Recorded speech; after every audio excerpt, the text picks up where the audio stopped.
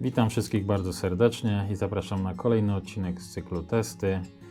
Dzisiaj bohaterem jest kompresor lub jak to woli sprężarka olejowa. Produkt polskiej firmy, firma Kowal. Posiadam go od 2 lat, więc postaram się z Państwem podzielić swoją opinią na jego temat. Przeznaczenie u mnie, z jakim pracuję, to oczywiście typowo domowe. Gdzieś dopompować powietrza do kół, ewentualnie odkręcić koła przy pomocy pistoletu pneumatycznego, film tutaj w prawym górnym rogu, ewentualnie podnieść samochód przy pomocy przysłowiowego bałwanka, napompować balony na imprezę lub ewentualnie coś podmalować pistoletem. Jeżeli chodzi o produkt, jak on przyszedł w twardym opakowaniu, twardy karton, zabezpieczony w pełni, więc tutaj najmniejszych uwag nie mam. Natomiast przyszedł z podłączonym jednym kondensatorem 80 mikrofaradów. No niestety to jest za mało, żeby on ruszył, aczkolwiek dołączony był drugi kondensator 40 mikrofaradów, z tym, że gwint jest troszeczkę przykrótki, żeby się zmieścić w to oryginalne miejsce, gdzie mocujemy. Nie, dlatego musiałem go zamocować w ten sposób. Jak widać stojan dosyć spory, bo tu jest około 9,5 cm. Wentylator mam wrażenie, że na tyle duży, żeby dobrze odprowadzać ciepło. Zabezpieczenia, jakie są zastosowane, zabezpieczenie termiczne montowane tutaj na uzwojeniu, natomiast drugie zabezpieczenie nadprądowe mamy zamontowane nad kondensatorami, tak więc mam wrażenie, że sprzęt jest w pełni zabezpieczony. Jak widać, mamy tutaj do czynienia z kompresorem olejowym, zabezpieczonym odpowietrznikiem z zaworem kulowym. Ważne, by tutaj tej uszczelki nie uszkodzić przy ewentualnym odkręcaniu lub dokręcaniu.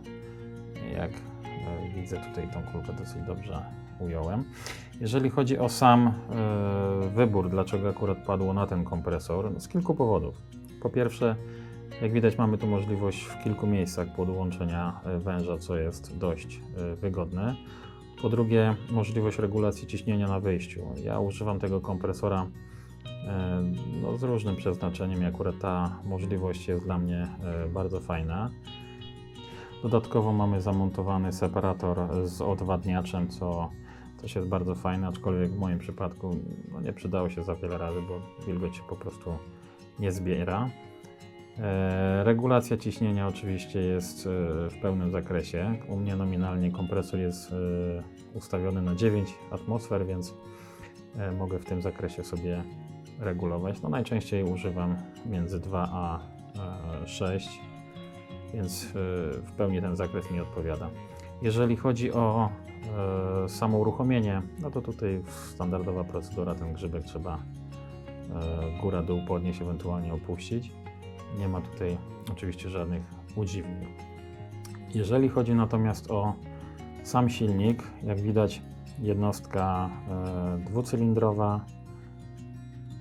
No niestety tutaj nie ma żadnych odprężników zastosowanych, a szkoda, bo mam wrażenie, że czasami po prostu jest mu dość ciężko z rozruchem. Jeżeli chodzi o filtry, mamy zastosowane 2 po jednym na każdy cylinder. Obydwa są oczywiście metalowe, mocowania i całe te kopułki. Natomiast no niestety po rozkręceniu małe rozczarowanie, bo nie ma tutaj żadnych filtrów HEPA, a jedynie jakaś gąbka, która ma zabezpieczyć nas przed ewentualnymi zanieczyszczeniami. No, u mnie ta gąbka jest od nowości, więc jak widać, kompresor pracuje w doborowym środowisku. Pozwolę sobie również pokazać, jak kompresor nabija ciśnienie od 0 do 9 atmosfer, bo akurat na tyle jest ustawiony.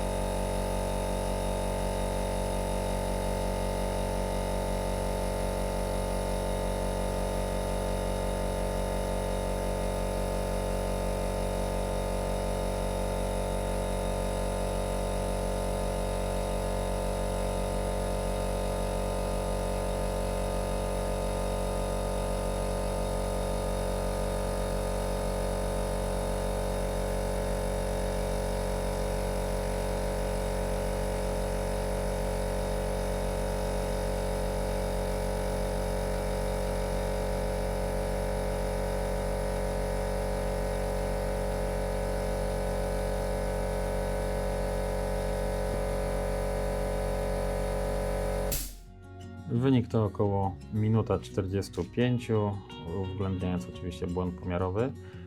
Kolejny pomiar to będzie jak kompresor dobija w trakcie pracy. No u mnie jest to między 7 a 9 atmosfer.